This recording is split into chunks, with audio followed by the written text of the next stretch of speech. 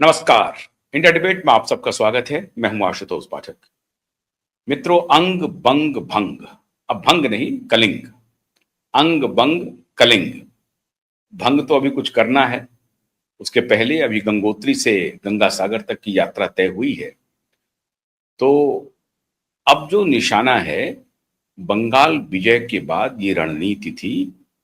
15 अप्रैल को बिहार में शपथ जरूर हो गई, सम्राट को मुकुट पहना दिया गया, लेकिन असली चंद्रगुप्त जो उन्हें बनाया जाएगा वो 7 मई के बाद, और उसके बाद भी उनके पास 10 महीने हैं।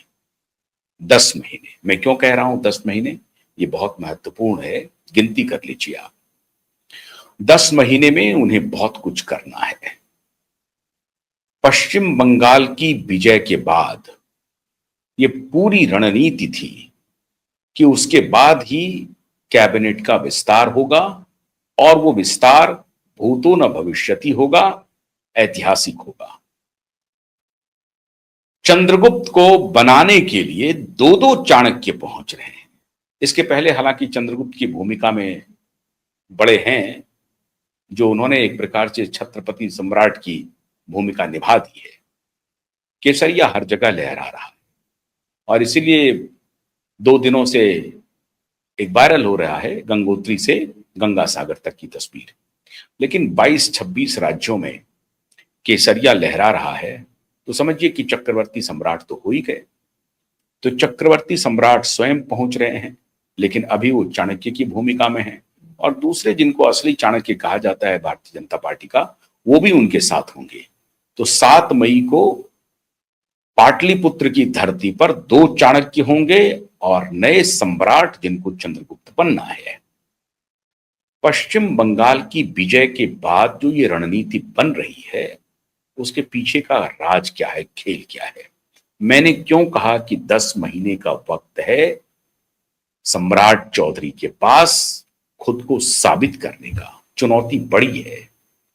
दोनों चाणक्य उनके पीछे मजबूती से चट्टान की तरह खड़े रहेंगे, लेकिन गुरु मंत्र भी उनको दे दिया गया है, कह दिया गया है वक्त कम है, साबित ज्यादा करना है।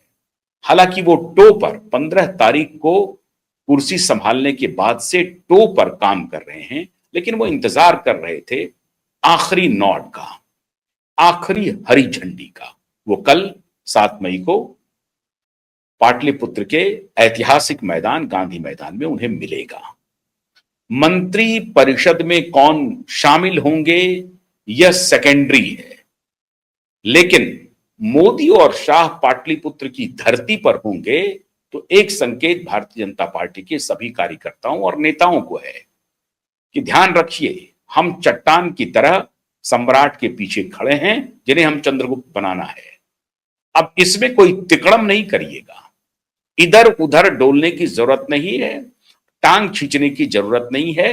हम दोनों आए हैं यहां पर, तो इस बात का सिंबल है कि आप सभी अपने टेंटिकल्स को एक बार फिर से अंदर कर लीजिए। उसको निकालने की जरूरत नहीं है, फैलाने की जरूरत नहीं है। तो टैंट्रम नहीं दिखाएंगे आप, टांग नहीं खींचेंगे आप, पजामे में रहेंगे आप, कायदे से काम करेंगे आप। यह रणनीति का हिस्सा है, और सम्राट को संकेत है कि आपको अगर चंद्रगुप्त बनना है, महत्वपूर्ण यह नहीं है कि आप 7वीं पास हैं या फेल हैं, ऑक्सफोर्ड से डिग्री लाए हैं नहीं लाए हैं, यह महत्वपूर्ण है ही नहीं दोनों चाणक्य के लिए। यह गौण है, यह विषय गौण है। आप में डिसीजन लेने की क्षमता होनी चाहिए, आप डिसिसिव हों, वो करके दिखा दीजिए। हम आपके साथ चट्टान की तरह खड़े हैं, और संकेत वहां से जनता दल यूनाइटेड को भी है, उनके नेतृत्व को भी है। बहुत हो गया खींचतान, अब खींचतान मत कीजिए, परफॉर्म करने दीजिए। आपको हमने 20 साल साथ दिया, आप हेड ऑफ द अफेयर्स रहे, हम आपके साथ खड़े रहे, आपने अच्छा काम किया, आपको बहुत बहुत शुभकामनाएं, बहुत बधाई। लेकिन अब हम आपसे सहयोग चाहेंगे, आप हमारा सहयोग कीजिए, हम दोनों साथी मिलकर के साथ चलेंगे। हम ना आपको डिस्टर्ब करने जा रहे हैं, तो आप भी हमें डिस्टर्ब ना करें। यह संकेत है साफ साफ।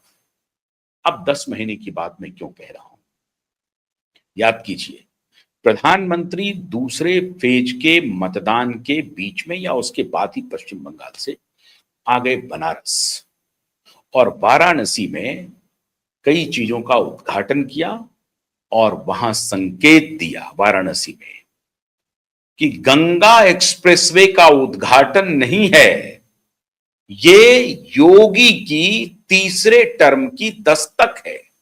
अब योगी तीसरे टर्म में होंगे कि नहीं होंगे, नहीं होना तो अभी तक दिख नहीं रहा है, लेकिन उत्तर प्रदेश में भारतीय जनता पार्टी की तीसरी बार कॉन्जिक्यूटिव सरकार बनेगी, इसका संकेत मोदी ने दिया।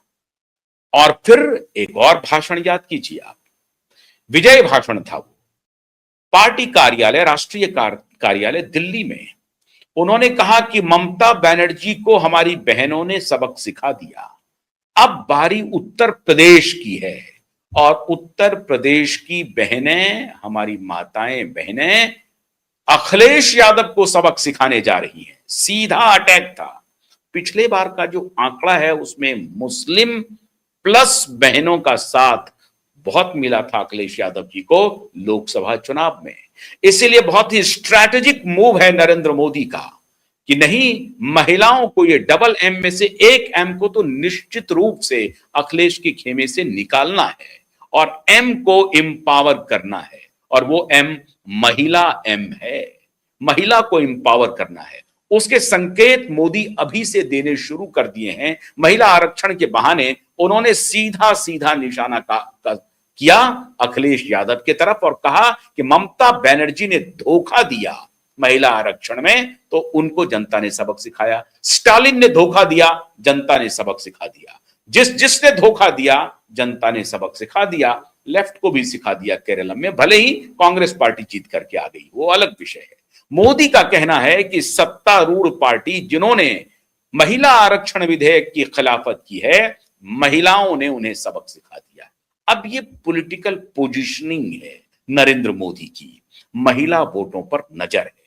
अब संकेत देखिए, जिस महिला वोट को लेकर के नीतीश कुमार ने इतनी लंबी पारी खेली, मोदी को मालूम है कि सिर्फ ईबीसी का इक्वेशन काम नहीं कर रहा है। नीतीश कुमार के समर्थन में बिहार की महिला मतदाताएं बड़ी संख्या में लामबंद है और इसलिए इस लामबंदी को भारतीय जनता पार्टी भी अपने तरफ करना चाहती है। और इसीलिए मोदी का मंत्र सम्राट के लिए है कि अगर आपको चंद्रगुप्त बनना है तो योगी मॉडल अपनाना पड़ेगा। मतलब कानून और व्यवस्था की हालात को आपको किसी भी हालत में सुदृढ़ करना पड़ेगा। आप रोज बात करें डिस्ट्रिक्ट मजिस्ट्रेट और सुपरिंटेंडेंट ऑफ पुलिस से, डीजीपी से, चीफ सेक्रेटरी से, लेकिन चाहे कुछ भी कर लें, आप इंश्योर करें कि बिहार में कानून व्यवस्था की स्थिति सुदृढ़ हो गई है। और ये 10 महीने के अंदर करना है। फरवरी 2027 में उत्तर प्रदेश में चुनाव है, वक्त बहुत कम है।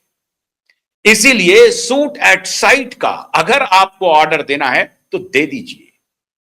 अगर आपके यहां लॉ एंड ऑर्डर दुरुस्त नहीं हुआ, इन्वेस्टमेंट नहीं आएगा। सरकारी खजाने हम कब तक खोलेंगे? इसलिए गुरु मंत्र यह है कि सरकारी खजाना खोलने के लिए आपको जरूरी है कि बिहार के जनमानस में यह भरोसा देना कि कानूनी रूप से लॉ एंड ऑर्डर की तरफ से वहां की जनमानस में अब एक सुरक्षा का भाव आ गया है। यह देना पड़ेगा आपको। अगर रोज रोज हत्या, लूट, बलात्कार की घटनाएं होती रही और सुर्खियां बनती रही तो फिर आप 7वीं पास हों या ऑक्सफोर्ड से पीएचडी करके आए हों, उसका कोई महत्व नहीं है। इसीलिए हर हालत में लॉ एंड ऑर्डर को दुरुस्त करना है। अब रही बात मिनिस्ट्री में कौन आएगा और कौन जाएगा, लिस्ट तैयार हो चुकी है। भूमिहार से कौन होगा,